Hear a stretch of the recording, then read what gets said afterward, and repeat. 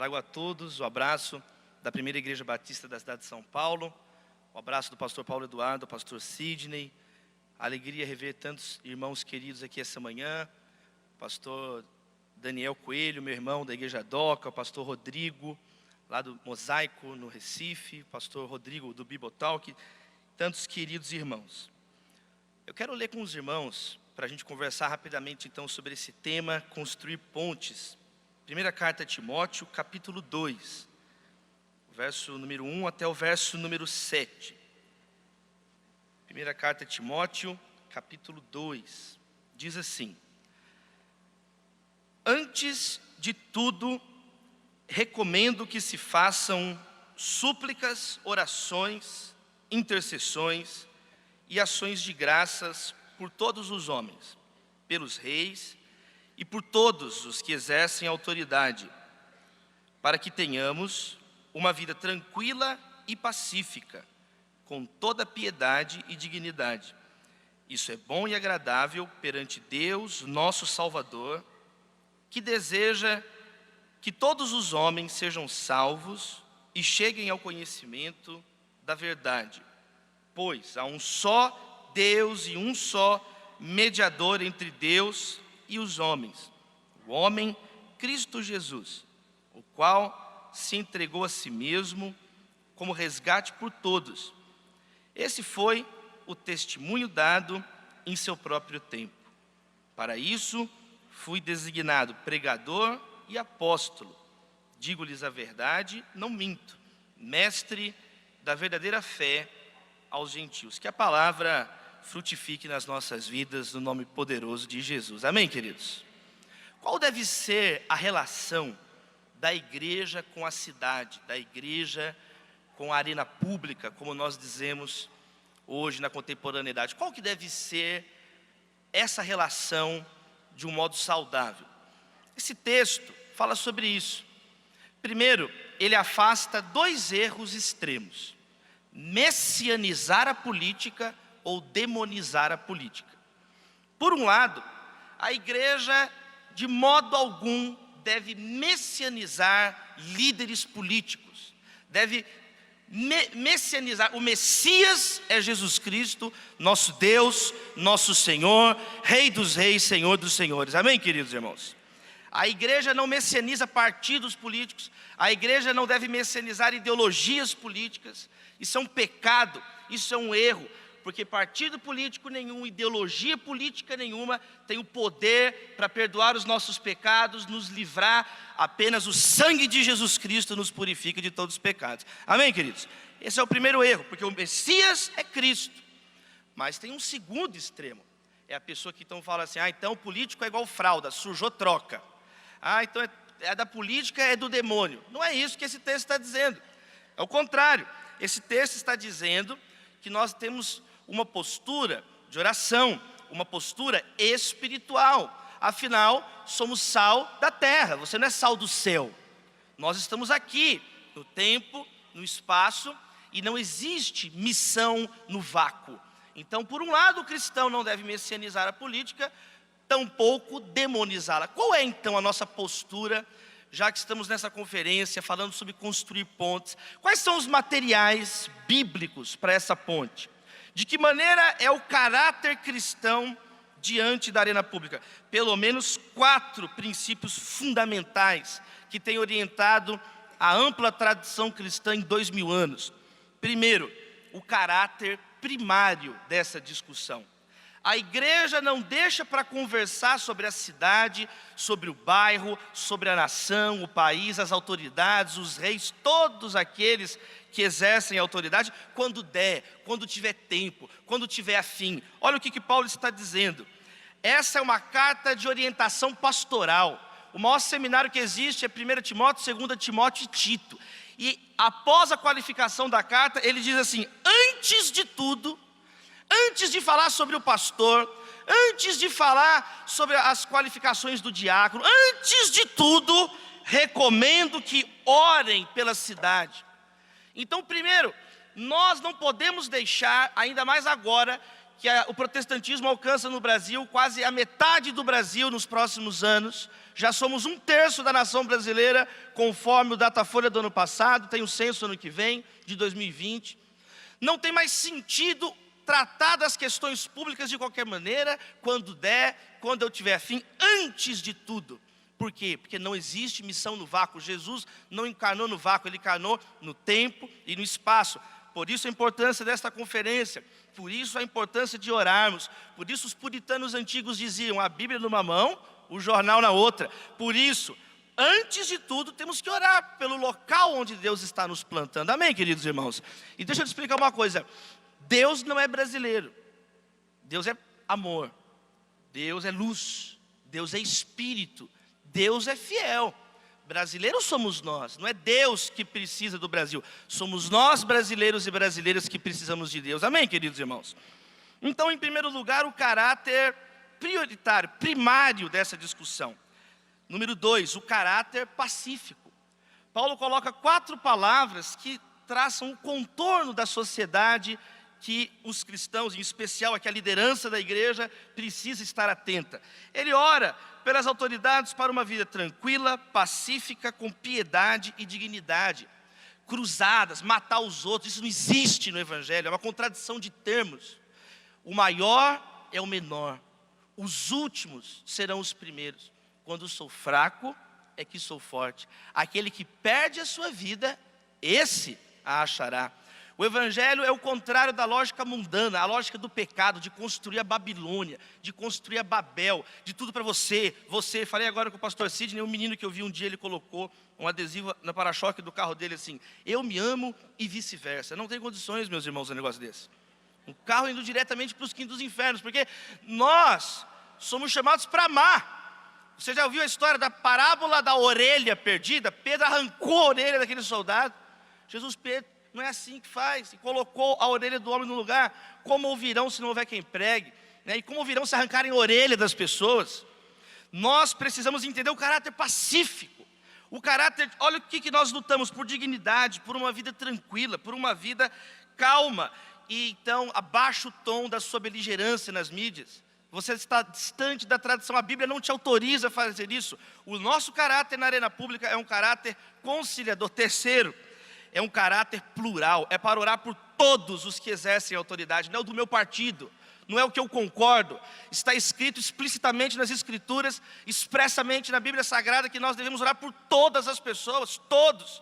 Deus é Senhor de todo o universo, tudo que Ele fez era bom. Deus amou o mundo de tal maneira que deu o seu Filho unigênito para que todo aquele que nele crê não pereça, mas tenha vida eterna. O amor tudo sofre, tudo espera, tudo suporta. Pois se alguém está em Cristo, é nova criatura, as coisas velhas se passaram e tudo se fez novo. Nele estão escondidos todos os tesouros da sabedoria e do conhecimento. Toda a Escritura é inspirada por Deus. Amém, queridos irmãos? Tudo que tem vida, louve ao Senhor. Nós precisamos entender que Deus ama todos. Eu vou falar segunda-feira agora, lá na Fundação Fernando Henrique Cardoso, sobre um painel sobre a criminalização da homofobia. E vou ali conversar num painel, como capelão da Primeira Igreja Batista de São Paulo, com outros que têm outros pensamentos. Aí um monte de gente me mandando mensagens, você ficou louco, o que você vai fazer lá? Eu acho engraçado que ponto chegamos na igreja brasileira. De você ir às vezes para um debate, para conversar, já é considerado que está errado quem pensa assim. A fé cristã é o contrário do racismo, da xenofobia, do preconceito. Está errado conforme a Bíblia. O nosso caráter é orar por todas as pessoas. Amém, meus irmãos? Está errado. Esses índices brasileiros que foram falados aqui, cerca de 60 mil pessoas assassinadas por ano no Brasil, é mais que os Estados Unidos e a Europa inteira todos juntos, não está certo. Então nós precisamos de um caráter plural, anunciar o Evangelho com amor, com graça, meus irmãos. Senão nós nos tornamos fariseus, senão nós nos tornamos hipócritas. E em quarto e último lugar é um caráter profético. Por isso que é necessário ter um passo de distância entre as lideranças, entre a igreja e as autoridades. Não se mistura com o poder, isso é uma anomalia, um retrocesso histórico e conceitual, ainda mais para nós protestantes, meus irmãos. Olha o que Paulo diz no verso 7, para isso fui designado pregador e apóstolo. Eu fui enviado aos gentios, mas não para me tornar um gentil, para pregar aos gentios, anunciar Jesus aos gentios. Então nós também temos um caráter profético. Às vezes vamos falar alguma coisa que vai incomodar o status quo, às vezes vamos dizer alguma coisa que não encaixa no mundinho das pessoas, mas nós precisamos ser fiéis à palavra de Deus. E para encerrar essa fala, nesses minutos que me deram, eu quero mostrar algumas coisas que nós fizemos no período ali em que estivemos na Igreja Batista Getsemane por 17 anos, lá com o pastor Jorge Linhares. Pode, por favor, passar os slides. Algumas ideias de pontos práticas que nós podemos fazer. Por favor, essa aí, volta um pouquinho a foto. Aí tá bom. Esse foi um cartaz que foi afixado na Universidade Federal de Minas Gerais, em todas as salas e corredores. Olha só o que dizia o cartaz.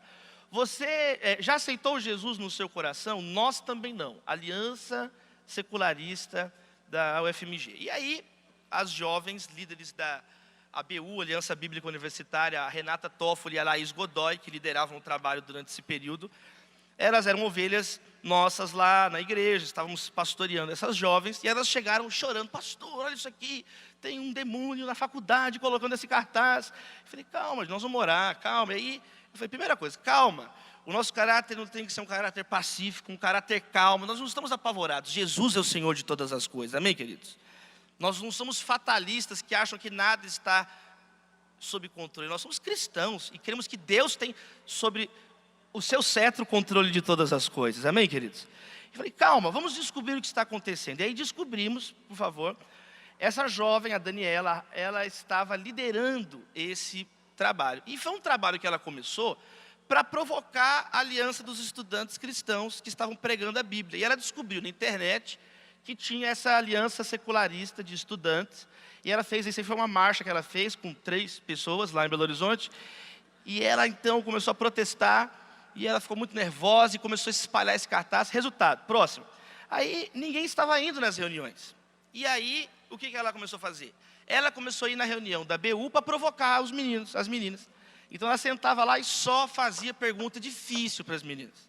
Ela só fazia pergunta que ninguém sabia. As meninas: pastor, a gente é burro, a gente não está sabendo responder as coisas. Eu falei: calma, nós vamos orar, calma, amem. Eu falava assim: amem a Daniela, amem a Daniela, que essa é a nossa tarefa. Não é ficar brigando com ninguém aguenta mais gente chata, gente, pelo amor de Deus. O livro chama Atos dos Apóstolos, chatos dos apóstolos. Tem gente que confunde. A pessoa está num chato, insuportável, respira, meu irmão. Aí sabe o que aconteceu? Próxima foto. A Daniela se batizou, olha que bênção. Ela se batizou. Foi muito bonito o testemunho da Daniela. Esse é o meu xará, meu amigo pastor Davi Chang. Ela não resistiu ao evangelho. E olha que legal, próxima foto. Ela se tornou uma missionária. Essa é uma foto de 2014. Foi a última conferência que eu organizei. Tem até os raiozinhos igual esse aqui, ó. Foi a conferência Fé Inteligente. E a Daniela contou lá o testemunho para 7.000 jovens na Igreja Batista Getsemane em 2014.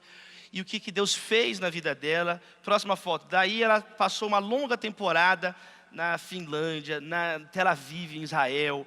Foi treinada lá na missão 100, em Viçosa.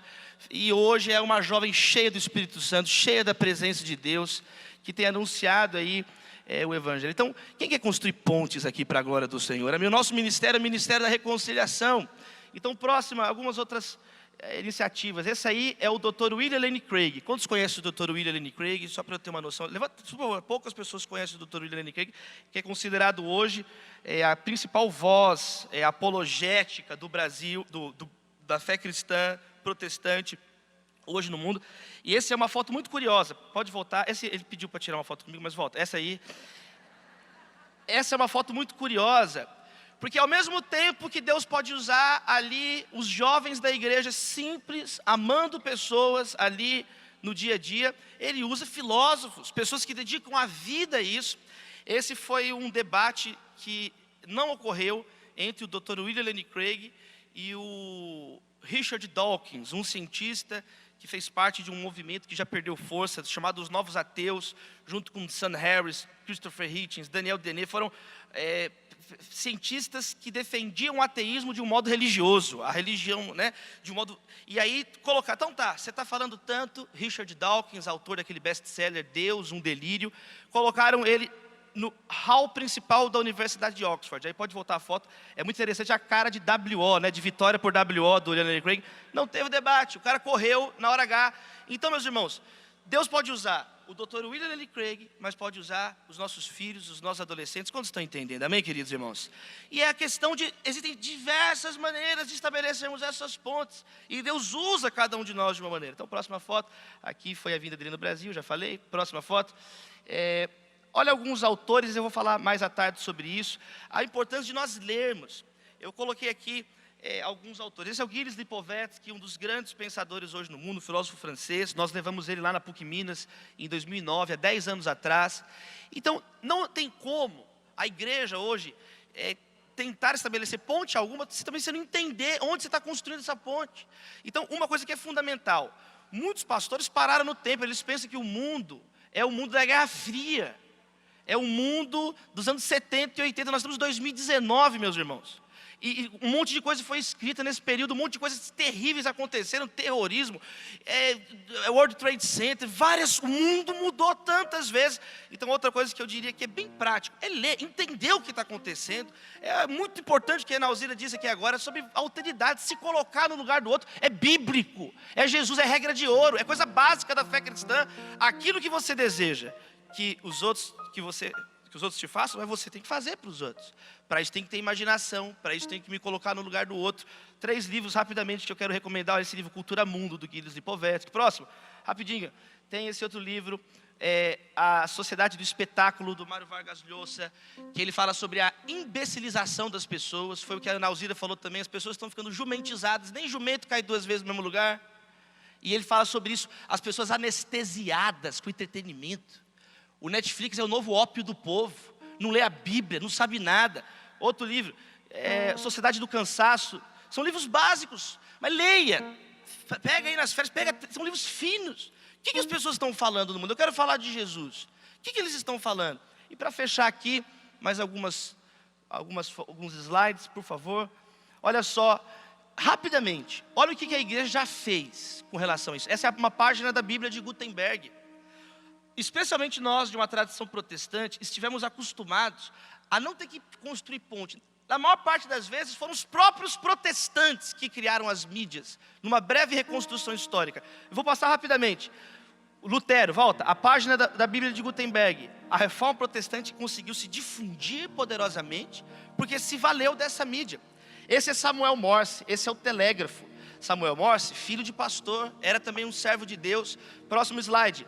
É a primeira transmissão por telégrafo. Sabe qual foi a primeira transmissão por telégrafo? Grandes são as obras de Deus. Dá um glória a Deus aí, meu irmão. Tem pentecostal aqui não, pelo amor de Deus. Dá um glória a Deus aí, meu irmão. Billy Graham se tornou o que se tornou, morreu em fevereiro do ano passado, porque foi uma pessoa que fez o bom uso da televisão, das mídias. Estuda uma linha da história do Billy Graham para você entender que o ministério dele era um antes da televisão e outro depois. Na cruzada em Los Angeles, a tenda estava vazia, não tinha ninguém na tenda, até que um irmão das mídias falou assim, mandou um telegrama para a rede de imprensa dele: promovam Graham. E do dia para a noite estava enchendo o estádio dos Yankees, que o pastor Sidney é fã, estava pregando, porque usou de uma maneira correta, nem demonizar, nem messianizar. Jesus é o Senhor, amém, queridos irmãos? E para fechar, não dá tempo ao pastor Rick Warren, na capa da revista Time. Eu estive com o pastor Rick Warren em 2008, fui o motorista dele lá em Belo Horizonte, levamos ele para o Colégio Batista, ele pregou na nossa igreja, pregou na Lagoinha. E como é legal você ver uma pessoa de carne e osso, uma pessoa normal, respirando, falando. Na semana que estava na capa da revista mais importante, influente do mundo. Irmãos, eu quero encerrar dizendo isso, que Deus tem misericórdia de nós, amém, queridos? O Brasil não precisa de mais cristãos, eu encerro dizendo isso. Cristianizado, o Brasil é desde o início, meus irmãos. Tudo no Brasil remete a Jesus. Você olha as principais obras do Niemeyer, tem a igreja de São Francisco, na Lagoa da Pampulha. O Brasil foi descoberto numa Páscoa, Monte Pascoal. Primeiro nome do Brasil, Terra de Vera Cruz. Olha o nome do livro do Machado de Assis, Esaú e Jacó. Olha o nome do nosso estado, São Paulo. Ano passado teve um traficante, que o apelido dele é Capeta, que foi preso no Espírito Santo. A notícia, Capeta é preso no Espírito Santo. Só no Brasil que tem uma notícia dessa, meus irmãos. É tão natural que a gente esquece. O evangelho é tão natural. Aquarela do Brasil. Brasil, terra de nosso Senhor. O principal música do Nordeste, Asa Branca, né? É uma oração de um cristão. Ah, meu Deus do céu, para que tamanha judiação? É um cristão fazendo uma oração. Na literatura, Glauber Rocha, nosso cineasta, criado na igreja presbiteriana. Ana Cristina César, homenageada na Flip alguns anos atrás, aprendeu a fazer jornalzinho na igreja presbiteriana, na igreja metodista, que ela frequentou na juventude. Então o Brasil não precisa de mais fé cristã nominal. Nós precisamos de pontes espirituais em nome de Jesus. E essas pontes não vão ser construídas, meus irmãos, com cimento, não vão ser construídas com argamassa. Queridos, não vão ser construídas com reboque, com guindaste. Não precisa de mais uma mega igreja no Brasil. Sinto dizer, eu sou filho, neto e bisneto de pastores. Os meus 4 bisavôs foram plantadores de igrejas. Stefan Paley, meu bisavô, organizou a igreja batista de Lucélia, interior de São Paulo. Montou uma olaria para fabricar os tijolos com os quais a igreja foi erguida e está de pé até hoje, onde minha mãe nasceu. Meu outro bisavô, José de Benedito, igreja batista da Lapa, aqui em São Paulo, dedicou a vida com a minha bisavó Margarida. Meu outro bisavô, Antônio Felizmino de Oliveira, foi um pioneiro do trabalho batista. Morreu na década de 40, no interior de São Paulo, pegou doença, pregando o evangelho. E meu 4º bisavô, Anísio Lago, organizou a primeira igreja presbiteriana independente de São Caetano do Sul. E, meus irmãos, a minha família inteira, eu cresci numa casa de missionários, missionário da Nigéria, missionário do país de Gales. Não tem ninguém aqui mais evangélico do que eu, sinto te dizer. Você tem 4 bisavôs evangélicos no Brasil. Se você for americano, tudo bem, no Brasil não tem. Eu quero te dizer, queridos, não existe mais nada que tenha que ser construído, a não ser com amor, com fé, com esperança. É essa construção que nós precisamos. Quantos recebem essa palavra em nome de Jesus? Abre a sua mão que eu vou orar por você. Abre a mão, vamos abrir a mão. Obrigado, Senhor, pelas famílias aqui representadas. Nós te louvamos por essa conferência, Senhor, que propõe pontes, num tempo onde todo mundo só fala de muros e guerras e confusões e facções. Te louvamos pela vida do pastor Sidney, a liderança. Como é gostoso estar aqui nesse ambiente amoroso, acolhedor. Nós vemos que é possível construirmos essas pontes, que tenhamos um dia maravilhoso, Senhor, que possamos fazer novos amigos, que tenhamos essa paz, que possamos ser profetas, mas possamos falar com todos, mas possamos priorizar como a Bíblia nos orienta, lembrando que Jesus é o nosso Rei, Jesus é o nosso Senhor, Jesus é o nosso Salvador. Nós oramos em Teu nome, Senhor, e a igreja diz: Deus abençoe.